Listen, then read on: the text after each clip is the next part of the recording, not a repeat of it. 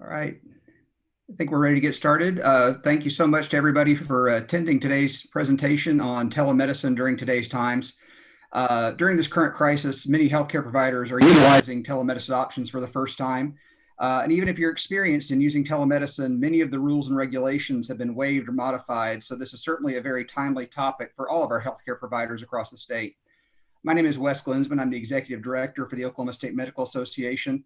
I want to thank our sponsoring partners today, PLICO and the Oklahoma State Board of Medical Licensure and Supervision, for helping us put on today's seminar. I also want to thank our CME manager, Sandy Deba, for helping to pull this all together. So just for a couple quick housekeeping notes for everybody watching, if you would like to view or print today's slideshow, you can go to okmed.org and click on the banner ad in the center of the page for telemedicine during today's times.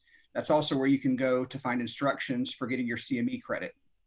Additionally, we know there are likely to be a lot of questions, but we have more than 800 people registered, so it's not really feasible for us to field questions virtually in real time. So here's what we'd like you to do. As you watch along on our YouTube page, please put your questions in the comment section. Our communications manager, Jennifer, is going to be monitoring all the questions, and we'll be compiling those into an FAQ document that we will then provide to all the attendees. With that, it's my great pleasure to introduce today's speaker. Corey Loomis is an experienced attorney who specializes in representing healthcare providers with a variety of compliance, reimbursement, legislative, and regulatory issues. Corey graduated with special distinction from the University of Oklahoma in 1991 and with honors from the University of Texas School of Law in 1994. In 2010, Loomis was listed as one of the best lawyers in America for administrative regulatory law, as well as corporate commercial healthcare law. In 2011, she was accepted to the Oklahoma Bar Association Leadership Academy and was also selected by Governor Mary Fallin to serve on the Oklahoma Board of Nursing. Corey's involved in a variety of charitable and civic activities, including service as a board member of community health charities and Prevent Blindness. So with that, we'll now begin the formal part of today's CME presentation. Today's presentation has been designated for a maximum of 1 AMA Category 1 credit. And the faculty, the CME Planning Committee, and the reviewer have no relevant financial relationships to disclose. The OSMA CME manager has reviewed all information and has resolved all conflicts of interest if applicable. So with that, it's my great pleasure to turn things over to Corey Loomis. Thank you, Wes. Thank you all for joining us today. It's a pleasure to get to do this. Certainly, I hope you guys are all staying healthy, and wanted to say thank you for all the work you're doing during this pandemic. I know it's been stressful for everybody, but particularly stressful for those in the healthcare field. So thank you very much. We're going to jump right in. The first slide is basically a caveat that this has been an evolving time. Obviously, we've had this pandemic that was declared. And so these rules that we're going to talk about today did not just change at once. They've changed over the last month by various federal executive orders, state executive orders, the CARES Act, the rule following the CARES Act, various guidance from the telemedicine involves numerous different agencies. So you've had various agencies issuing their own guidance. And so it has been a very fluid situation. So I tell you that to say, this presentation is current as of the day we're sitting here. And hopefully it's kind of in a period of where we can at least take what we learned today and apply it during this pandemic. But these rules will undoubtedly change again in some form or fashion after the state of emergency is lifted, after the pandemic. Some of them may not, but some of them may get tweaked or changed. So it is it will remain a fluid situation. You'll have to revisit these issues on telemedicine after the state of emergency is lifted. The next couple of slides just, show you kind of what we already know. This all really kicked off the changes to the rules on March 13th, when you had President Trump issuing This executive order and the pertinent part is listed there on granting the Department of Health and Human Services emergency authority to modify or change some of these rules. Similarly, we have these type of headlines on our state level where Governor Stitt has issued some executive orders also, and some particularly addressing telemedicine, telehealth, virtual service issues. So, of course, with this pandemic, even if you weren't providing any sort of virtual services before, and maybe that was because of some of the limitations on the laws and reimbursement rules we're going to talk about, you may have started thinking about doing some virtual services because of the pandemic, to minimize the exposure to yourself and your other employees and the other patients and that type thing. So it's become, you're looking at this telemedicine issue now through kind of a different lens, whereas before there were so many complications, and then there were reimbursement issues, and you thought, hey, I'm not going to provide this if I know that I really can't be reimbursed for it in any way. That paradigm has changed a little bit. There may be circumstances, and let me say, the reimbursement rules have changed and there is some more favorable reimbursement. But even if you can't in some settings, you still may want to consider telemedicine as an option because of those other issues. But one thing that has come to my mind, especially as I prepared this presentation, is I'm a little worried that a lot of people have heard, hey, the rules have relaxed, they've changed, that there is an assumption that that means they've become easier. And I think as we go through this presentation, you'll see what I mean. There definitely is more flexibility in how you use telemedicine, but there are still a myriad of laws. And it's complicated, as you already know, by the fact that there are federal rules and statutes, there's state statutes and regulations, and then there's private payer. And we still have those overlapping and variable regulations to deal with. So yes, there's more opportunities to use telemedicine and to use it in different ways, but that doesn't mean necessarily it's just a free for all and you can use it in any way you want. There's still rules. So please understand that. Also, before we get into what has changed, let's just as a fundamental foundational issue, talk about what has not changed. The standard of care for many of these services, or all of these services, is still the same. So if you are thinking about it, you still have to, the first question has to be, what can we do via virtual medicine and still comply with the standard of care? It's not in any way, shape, or form an invitation to lower the standard or anything like that. You still need to make sure your medical liability insurance covers this type of service, that you notify them and that your policy is broad enough to cover this different mode of providing treatment. Documentation, still a requirement. It still means not only do you still have to document the care provided, just as you would have in a face-to-face meeting, but even the ancillary type of documents like your HIPAA documentation, notification, the notice of privacy practices, all of those things still apply. There have been no waivers from that. So the documentation issues are still there. And then you also need to make sure you're getting patient-informed consent.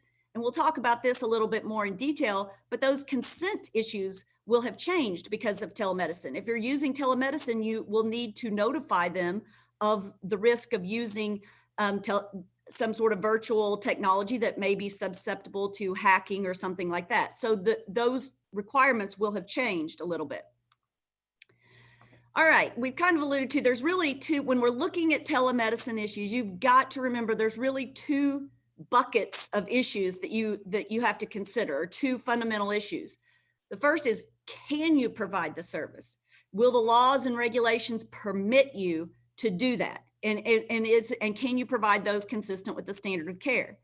And then the second issue is, okay, if we can do it, can we get reimbursed for it? Because it's always nice to get paid for the services you provide.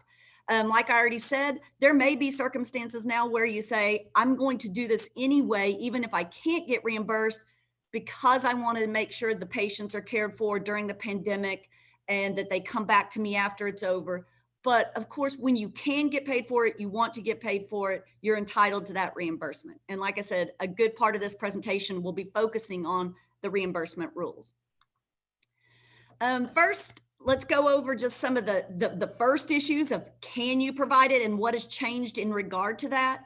And you'll see on the screen, I've said before and after. Like I said, this was not just a switch that switched over, and all of these issues we're going to discuss did not change at the same time. But to me, it's confusing to go over, well, on this date, this happened, and then on this date, this happened.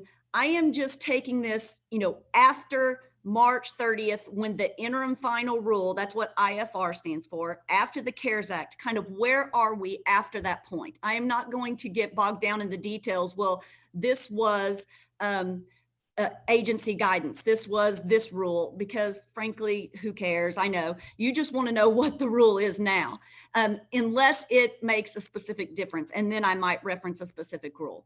But before, we know that in order for Medicare, it had to be a defined telehealth service. And we will, like I said, we're going to get into more detail on the reimbursement issues in a minute. But just know the CARES Act, for Medicare purposes, you often hear the terms telehealth, telemedicine used interchangeably. But for Medicare reimbursement purposes, telehealth has a meaning, and it is a specific list of codes. And so before the CARES Act, there were 100 specific CPT codes that you could use telehealth services for. The CARES Act vastly expanded that and added 80 different CPT codes to the list of services that could be provided via telehealth. And some examples of those are that you have codes now permitting you to bill for ED visits, emergency department, initial nursing home visits, and most importantly for today's time, home visits. Again, we will come back to the reimbursement. On the originating site, there were really some limitations on where the patient had to be located. There were geographic limitations and there were facility limitations. Geographically, before, you basically had to be in a rural area. Now, telehealth services can be provided from any location, even urban areas. So that's an important thing. Before, those facility restrictions were limited to the facilities you see listed on the screen. But now they have expanded. The facility restrictions are now waived, and a patient may be in his or her own home, which is very important. As far as the distant site provider, this is where the rendering provider is located. Before, federally qualified health centers and rural health clinics could not be reimbursed. They were not on the list of permitted distant sites. The CARES Act directed CMS to develop a way to reimburse federally qualified health centers and rural health clinics as a distant site. So that's an important change on that too. In regard to professional licensure, before, eligible provider had to be licensed in the state where the patient was located. Now, for Medicare purposes, the state licensure is waived as long as the provider is licensed and in good standing in another state. So they can't be a provider with disciplinary issues or suspended license in another state. But, and this is an important but, this does not supersede state licensure requirements. And so you still need to check for other purposes, for licensure purposes, the state that you plan on going into.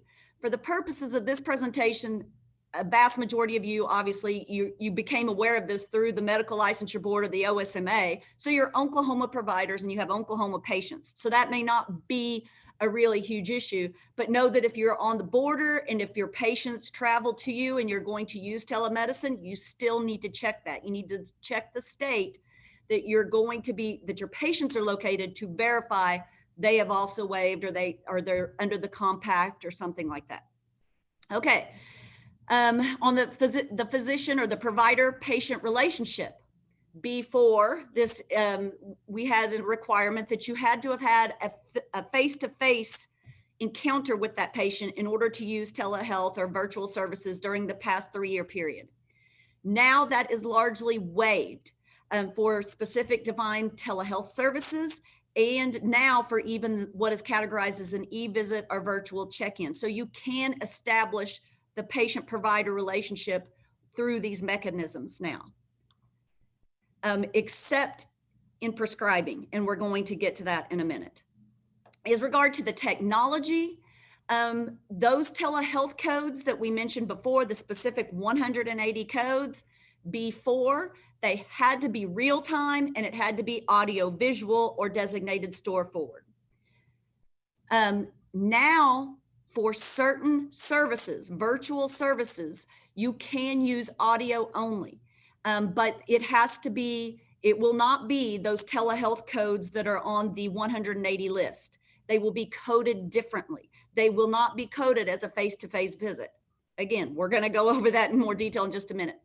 OCR, the Office of Civil Rights, has indicated through their discretionary authority that they're going to waive penalties if providers use in good faith technologies that may not be, quote, HIPAA compliant. But those technologies cannot be public facing. So it can't be Facebook or TikTok or something like that. It has to be those that are non-public facing, which means FaceTime, Skype, Google Hangouts, things like that could be used.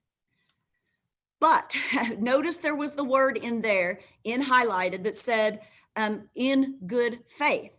And no more had the Office of Civil Rights issued that, and that people jumped on, especially with this new thing that we're all using it now, for example, Zoom. There quickly became some concerns that some of these video teleconferencing platforms, such as Zooms, are extremely vulnerable to hacking.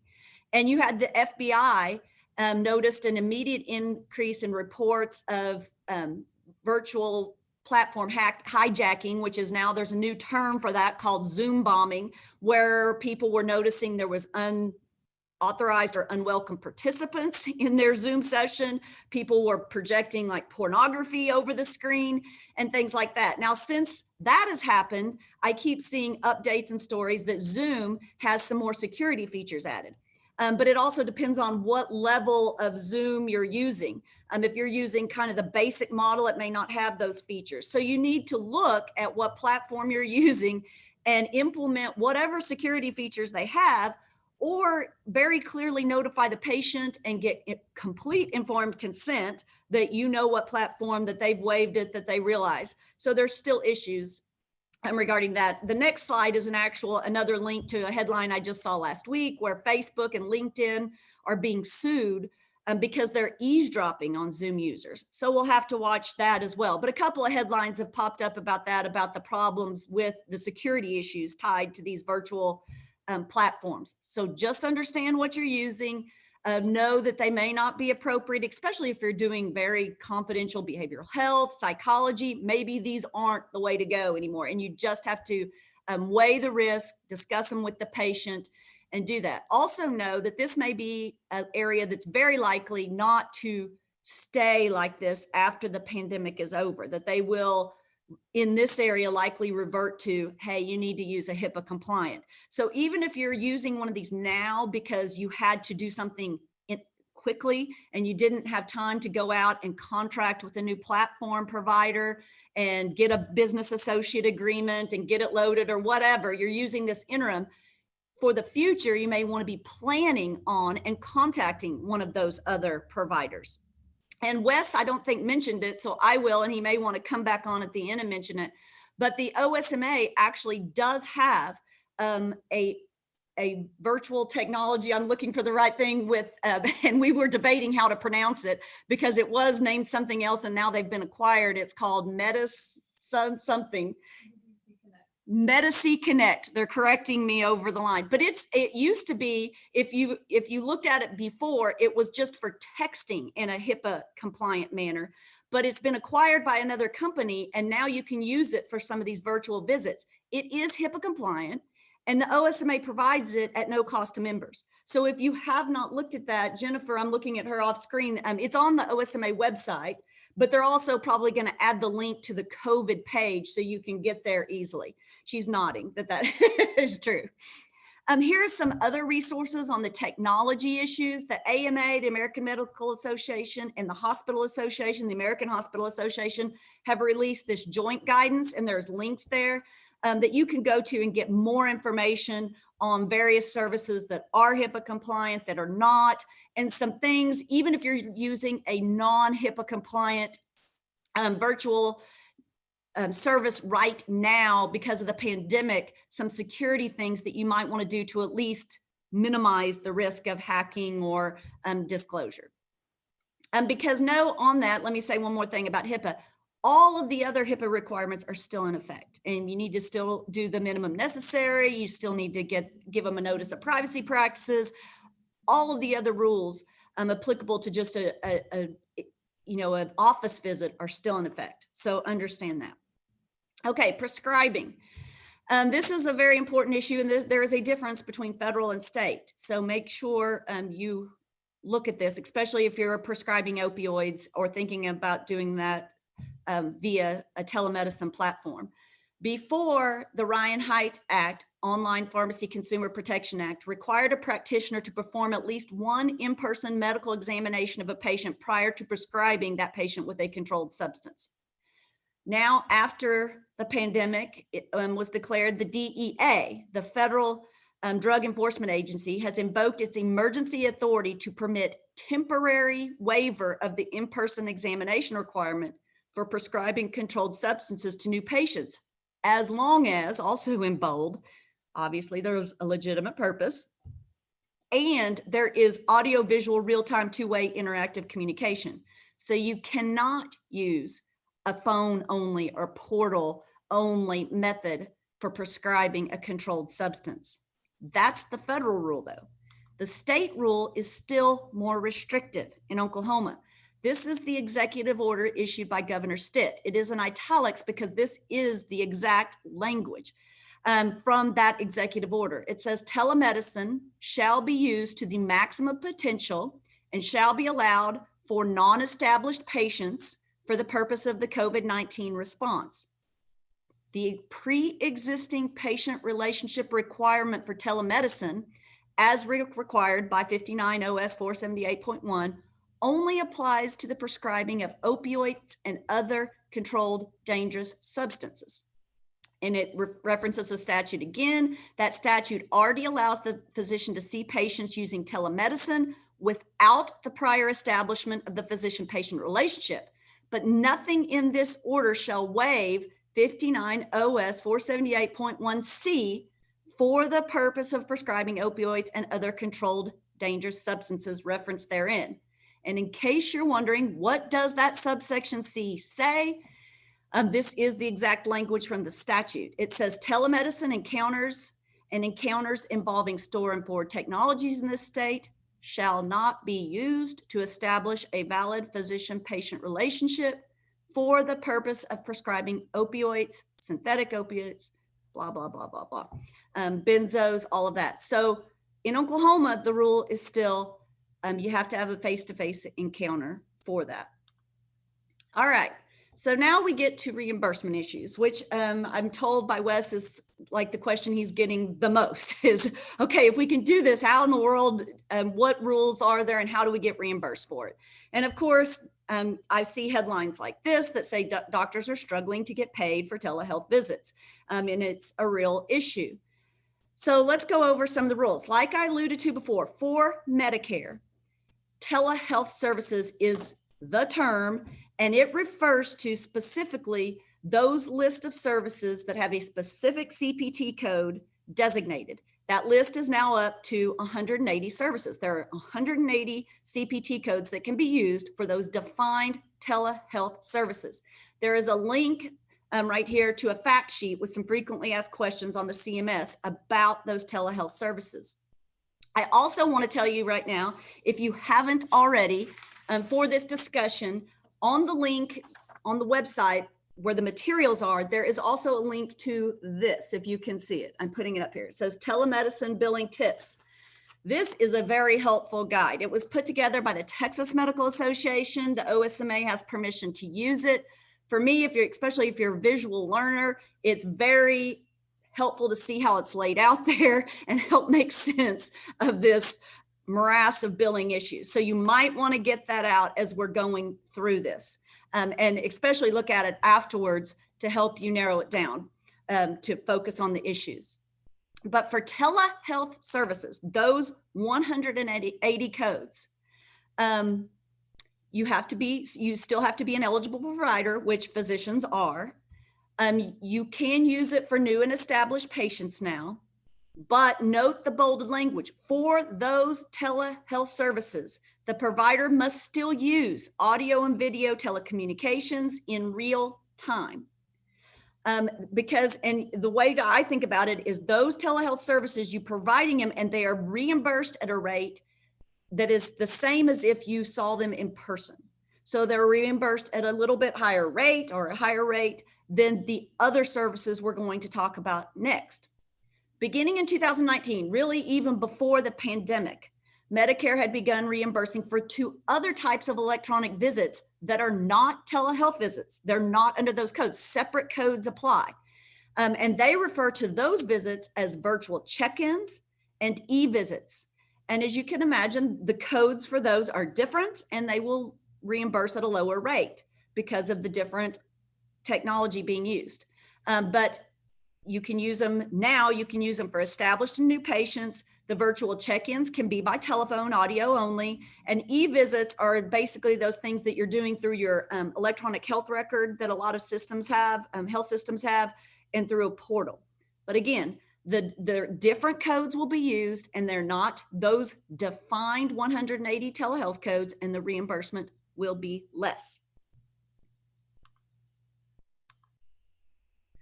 I've already said it once, but to reiterate, those telehealth codes, you have to have real-time interactive audio and video.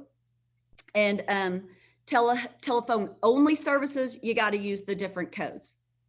Okay, this is one area where we had a change right on top of each other. Right after the CARES Act was passed, in announcing the telehealth waiver on March 17th, CMS stated telehealth services would be reimbursed at the lower facility rate, even for eligible providers regularly practicing in office settings, as opposed to hospital outpatient departments. And as of March 17th, CMS directed eligible providers to use a point of service code, or a place of service code, 02, without any modifier in billing for telehealth services. But when the interim final rule came out on March 31st, CMS changed course. So this may be an area where you've heard 2 different things. So as of March 31st, CMS announced that telehealth services would be reimbursed at the higher non-facility rate if furnished in a physician practice. To accomplish this, CMS is directing eligible providers to discontinue use of the POS 02 code, instead listing the location that would have been reported had the service been furnished in person, if not for the public health emergency. In addition, eligible providers should now include a 95 modifier on claims for telehealth services. CMS noted, however, claims would not be denied if submitted with the point of service 02 and no modifier, but would be paid at the lower facility rate. Also note that generally providers are required to include a CR modifier, which indicates catastrophe and disaster related modifier on claims for services provided under an emergency waiver. CMS, however, has directed eligible providers not to include the CR modifier on any telehealth claims. Also, in the interim final rule, CMS advised that for outpatient evaluation or office and outpatient evaluation and management visits furnished via telehealth, an eligible provider may select the appropriate code based on the level selection on medical decision-making or time, i.e. the total time associated with the E&M on the day of the encounter. In those cases where you're using the time, the eligible provider does not need to document history and or physical exam in the patient's office outpatient E&M visits beginning, and these are the same rules, by the way, that are going to be implemented anyway in 2021. So you may have had some training in this already, but under the rules finalized in they're the same rules that were finalized in the 2020 Medicare physician fee schedule to take effect in 2021. But notice, especially if you're looking at the telehealth thing put together by the Texas Medical Association, you go across there and you say you pick the code 99201. The total minutes for that is 17 minutes. Or you go up from there, 99202. The total minutes are 22 minutes. So of course, and so on. If you went down to the different type 99211, the total minutes is 7 minutes. You can imagine 7 minutes, that's going to be a fairly low reimbursement rate. The next one up is 16 minutes. But of course, there's going to be that temptation. This is one of those areas that's going to be ripe for allegations of upcoding. And when you're doing the time-based model, you need to document the time and make sure you're actually documenting the level at which you're billing. And remember, you're doing this electronically and virtually, so there probably is going to be some electronic record of it somewhere that you need to be mindful. So be very accurate in your coding on those rates. Also, in a recent frequently asked question, CMS advised that eligible providers who furnish telehealth services from their homes, if the provider is sitting in their home, are not required to update your Medicare, Medicaid, enrollment with the home location. In that case, the eligible provider should list the home address on the claim to identify where the services were rendered. The discrepancy between the practice location and the Medicare enrollment, the clinic group practice, and the practice location identified on the claim will not be an issue for claims payment. I read that because that is a quote. Let's hope that they are able to actually do that and it does not present a problem.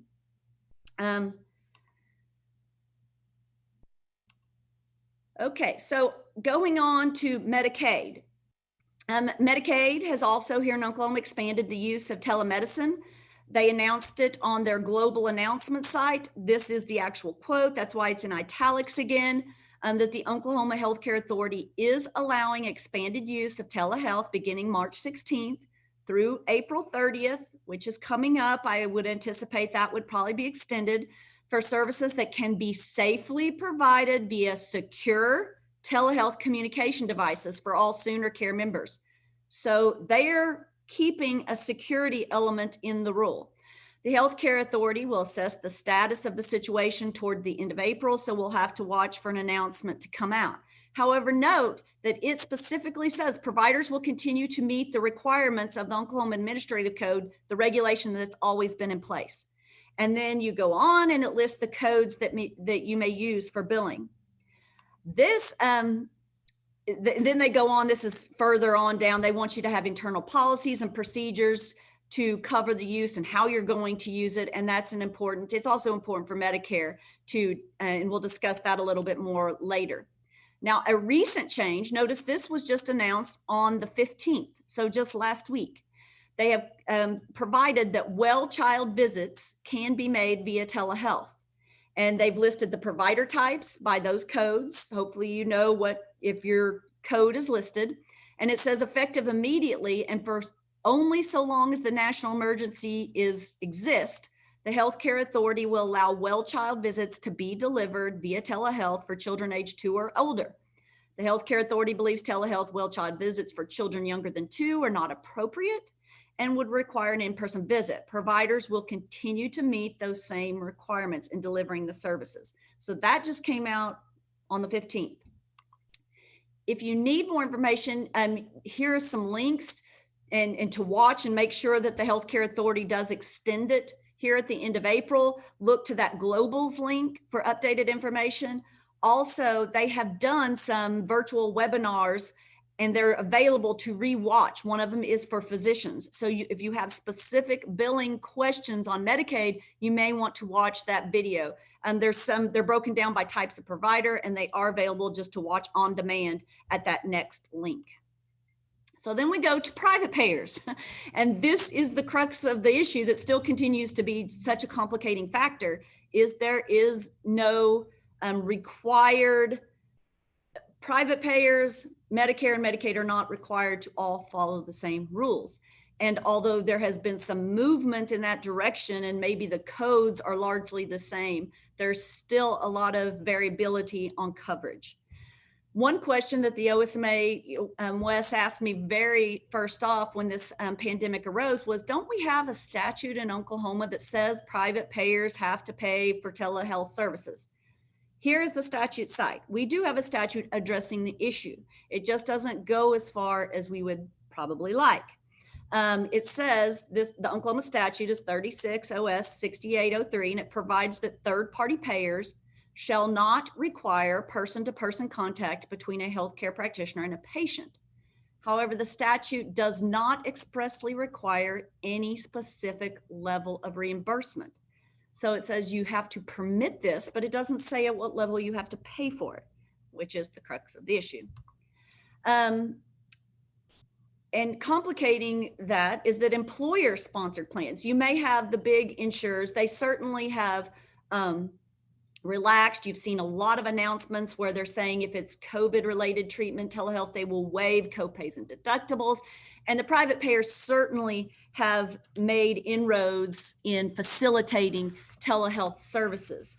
But when insurers do offer telehealth, the problem is they often already have contracts with large national telehealth, telemedicine virtual providers, and they direct their participants to those providers. So some for their inpatient, for the patients who like to receive in-person face-to-face care, your normal primary care doctor may not be contracted to provide virtual services.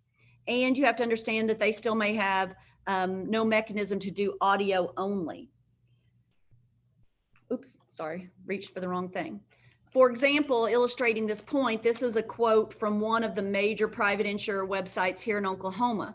It says, services available for telemedicine or telehealth may differ based on your plan.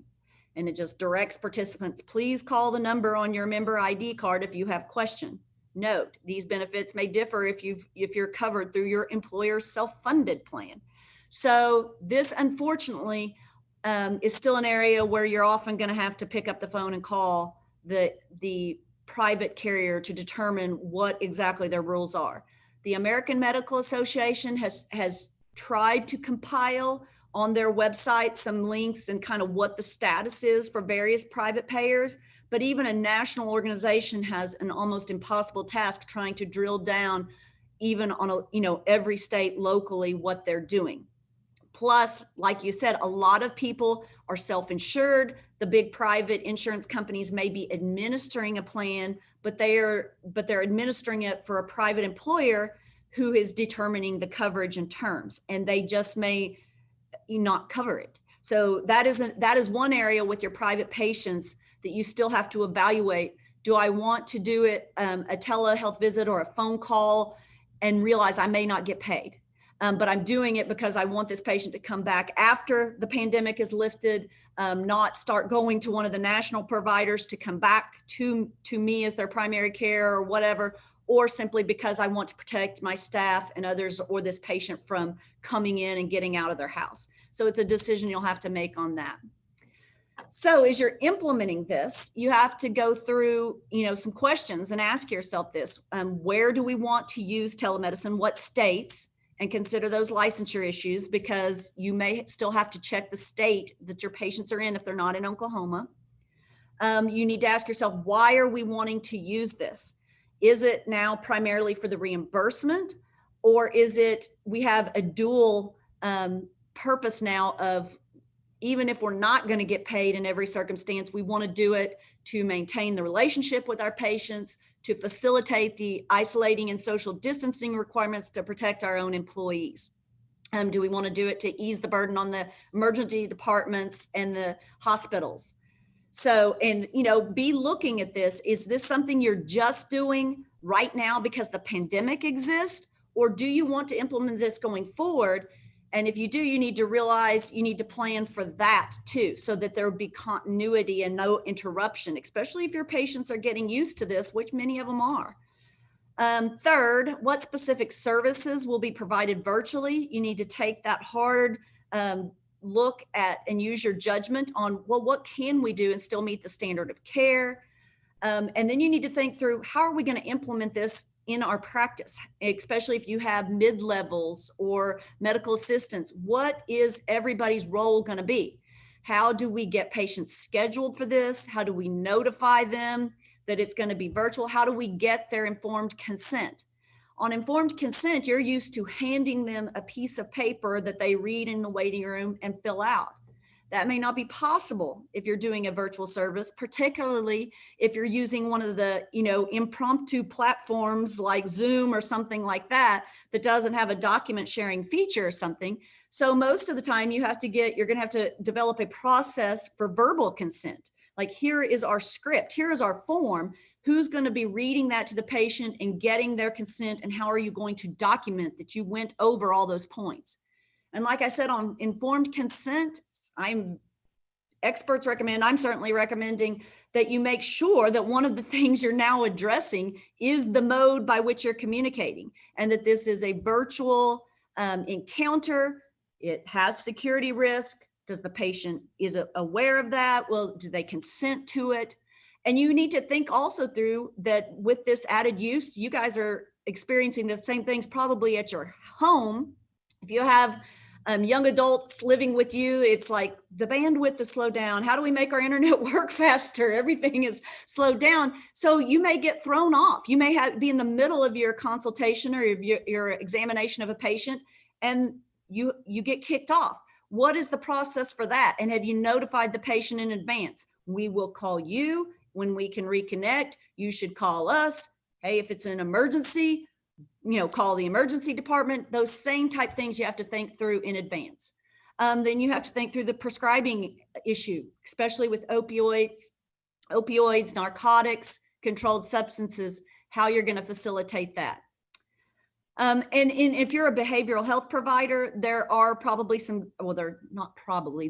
some unique issues with the part 2 if you're doing substance abuse disorders, which make the platform you choose probably all the more significant, and the consent requirements. So know that if you're in that category, you may have to go above and beyond. Then you have to look at who will be providing the services, and are they eligible? Is it documented that someone that is eligible is providing the service? And then you get to reimbursement, thinking through, is reimbursement available? Even if it's not, are we going to do it anyway? Or if it is a private insurer or employer sponsored plan that isn't going to reimburse, do we bring those patients in? And Medicare, Medicaid, we do virtually to at least minimize exposure. I mean, how are you going to implement that? There's a lot of issues to think through. And then, get down to all those nitty gritty implementation issues on scheduling. How are you going to initiate the visit? Will your receptionist call, get them on the phone? I mean, how are you going to keep this moving? Who is involved? Do you have a script that's being read? All of those things I've kind of mentioned already, but addressing. Also, Sandy wanted me to mention, if you don't have some of these programs yet, there is some money coming out. We all know that we've gone through probably a couple of rounds. Many of you of either getting the PPP, the payment protection loan, and there's just, as some of you have had money deposited in your accounts based on your Medicare receivables already. But there are separate buckets and pots of money for implementation of telehealth specifically. The FCC has some money that's available, and it's limited to, but you have to be a nonprofit or a public healthcare provider. So that's going to be limiting to everybody that's in private practice. There's also some USDA money and HRSA money for rural providers that you can apply for. So if you don't have telehealth equipment yet, and right now you're relying on, Zoom, Google Chats, whatever, but you want to look to the future, you have the OSMA service that's free to members. Check that out first. But if you need other things like the equipment itself, especially if you're in rural areas, know that there are programs available that you should be checking into. So just to remind everybody, as we come to the end of the time, it looks like I'm a fast talker, it looks like, so we got finished a little bit early, but they have been tracking your questions if you have them, and you can still, I'm sure, submit them today, tomorrow. It's a Friday, so we're going to be compiling those probably over the weekend and Monday. and looking at those questions and responding to them to you. Also go and get the materials, and especially this graph or chart, I don't know what to call it, but it is very helpful in helping you look at the codes. And it's like a decision tree, I guess. Is that what I call it? A decision tree. Look at that and see if you have additional questions. But we really appreciate you all checking in or participating in this. Wes, do you need to say anything else? Nope. Okay. Thank you guys very much. We're going to end the meeting now. Stay healthy.